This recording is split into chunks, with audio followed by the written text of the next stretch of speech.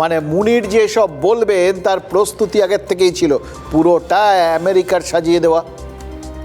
কেন ওগুলোকে রেকর্ড করতে দেওয়া হয়নি?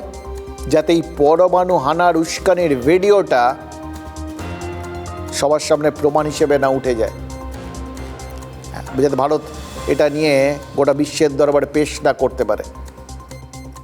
আমেরিকার সংবাদ মাধ্যমের স্বাধীনতা সাংবিধানিক অধিকার, যেখানে হাতে লেখা নোটেরও কিন্তু আইনি বৈধতা রয়েছে, তাই জন্য কাউকে নোট পর্যন্ত নিতে দেওয়া হয়নি। বুঝতে পারছেন? সত্যিই কি পাকিস্তান ভারতে পরমাণু হামলা চালাবে? সত্যিই ভারতের বাঁধে মিসাইল হানা চালাবে? হামলা চালাতে পারলে তো অপারেশন সিঁদুরেই চালাতো, পারেনি। তাহলে মুনির বললেন কেন? এটাও শাসানি। মুনিরকে দিয়ে ট্রাম্পের শাসানি, কারণ ভারত পাকিস্তানের মধ্যে পরমাণু যুদ্ধের সম্ভাবনার কথা ইদানিংকালে একজনই বলেছে, পাকিস্তানও অতবার বলেনি যতটা ট্রাম্প বলেছে।